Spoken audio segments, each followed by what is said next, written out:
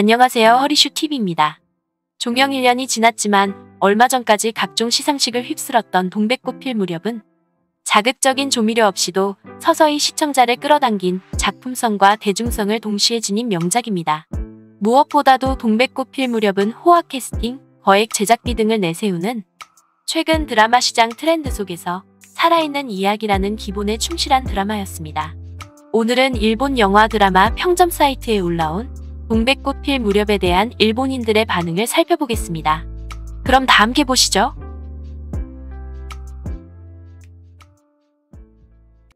나는 초반 2편 정도를 보고 재미있는지 어떤지 결정하는 경우가 많지만 이 작품의 매력은 의외로 3분의 1가량 본 후에 깨달을 수 있었고 굉장한 명작이 아닌가 생각했습니다.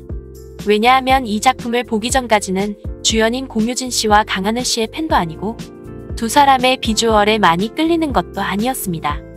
하지만 어떤 역경에도 지지 않고 헤쳐나가는 동백이와 막무가내이지만 솔직하며 정의감이 강하고 큰 마음으로 감싸 안는 용식이, 이 두 사람을 보면 매번 마음이 따뜻해졌습니다. 이 작품을 보고 영화 기억의 밤을 봤더니 강하늘의 광팬이 되었고 용식이 캐릭터와는 크게 달라서 더욱 매료되었다. 강하늘의 인품을 알면 알수록 용식이 그 자체임을 알 수 있다. 그리고 오정세와 이정은, 김선영과 김지석, 아역 김강훈 군을 비롯한 조연들의 연기도 훌륭하다. 한 가지 아쉬운 점은 이 작품 안에서는 한국어 사투리나 방언으로 대화가 이루어지는데 그것은 내가 이해할 수 없는 일이다. 분명 한국 사람들은 그런 것들도 즐길 수 있을 것 같아서 부럽다. 처음에는 재미있을까 반신반의하면서 보기 시작했어요. 시골 마을에서 미혼모와 경찰관, 그리고 동네 아줌마들이 나오는 수수한 느낌의 이야기지만 중간부터 서스펜스와 사랑 이야기가 있고 사람들의 상냥함을 접할 수 있는 따뜻한 드라마였습니다.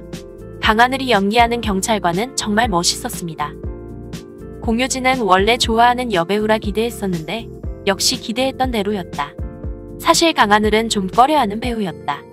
강하늘의 출연작 상속자들, 미생, 다리 연인 열을 받지만 어느 역할이든 쿨한 우등생 같은 역할로 전혀 내가 좋아하는 타입이 아니었다. 하지만 이번 용식이 역은 정말 귀엽고 사랑스럽다. 안아주고 싶을 정도로 아주 좋아하는 캐릭터였다. 강하늘에게 이렇게 두근두근한 건 처음이다. 자존감이 낮은 동백이가 미워할 수 없는 순수한 밝음을 가진 용식이에게 이끌려 변해가는 모습이 흐뭇합니다.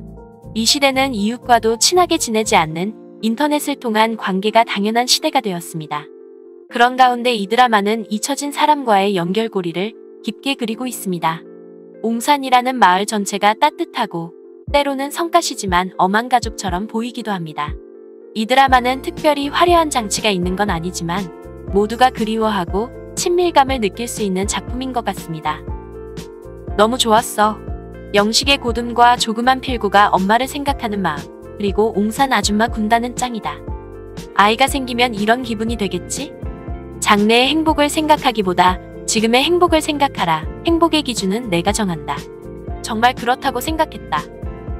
공효진이 좋아서 보기 시작했는데 상대가 촌스러운 오빠라니 어울리지 않다고 생각했었습니다. 하지만 전부 다 보고 나니 공효진보다 강하늘을 더 좋아하게 되었습니다. 좋습니다. 숨막힐 듯이 뜨거운 남자, 진짜 최고입니다. 강하늘을 좋아하게 되어 다음에는 청년경찰을 봐야만 합니다. 큰일 났습니다. 감동했어. 바로 이거야. 공효진은 그다지 귀엽지 않다고 생각했는데 스토리가 진행될수록 귀엽게 보여져서 신기하다. 강하늘도 처음엔 촌스러운 시골 남자라고 생각했지만 동백씨라고 손을 흔들며 뛰어오는 모습이 귀엽게 느껴진다. 옹산에서 사는 마을 사람들도 사랑스럽다. 사랑의 불시착이나 사이코지만 괜찮아. 그리고 최근 넷플릭스에서 방송된 김비서가 왜 그럴까, 강남미인처럼 미남미녀는 나오지 않기에 화려함은 떨어지지만 모두에게 사랑받는 드라마라는 느낌이다. 정말 마음이 따뜻해진다. 굉장히 마음이 따뜻해지는 작품입니다. 남녀의 사랑뿐만 아니라 부모와 자식 간의 사랑, 지역에 대한 사랑, 그리고 우정도 많이 그려져 있어서 그 사랑 하나하나가 일상이나 사회를 움직여가는 힘이구나라고 절실히 느꼈습니다.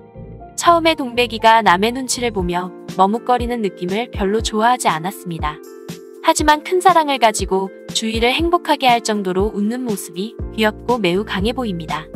금세 울고 나서는 어떻게 하지 걱정하면서도 주변의 도움을 받으며 맞서 나가는 모습이 너무 현실적이고 공감도 돼서 좋았습니다. 그리고 용식이는 너무 바르고 귀여우며 어떤 때든 우리 편에서 지켜줍니다. 의지가 되고 진심으로 안심할 수 있습니다. 용식이의 사랑을 버팀목으로 동백이가 점점 더 자신감을 얻었고 점점 더 멋있어졌습니다.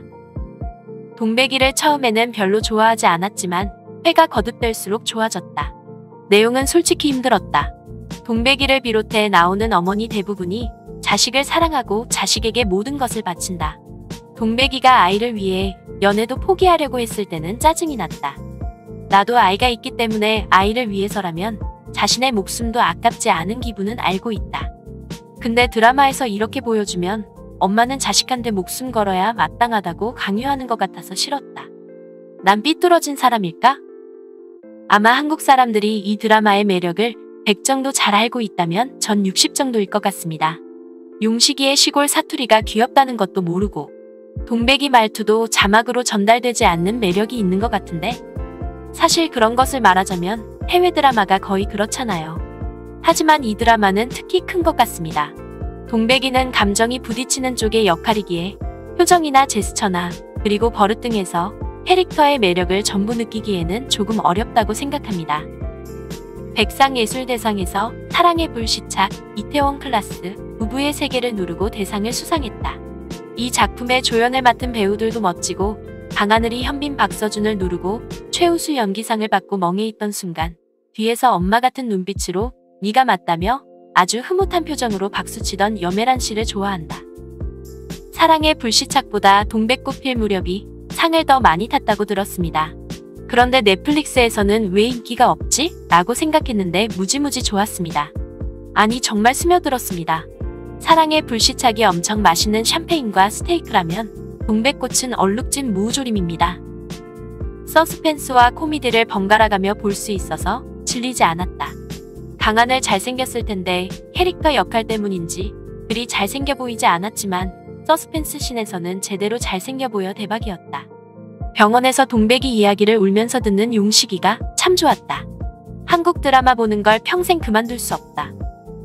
미혼모의 빈곤이라든지 아버지만 있는 가족이라든지 여성이 일하는 방식이라든지 한국이 안고 있는 문제는 일본과 거의 같습니다.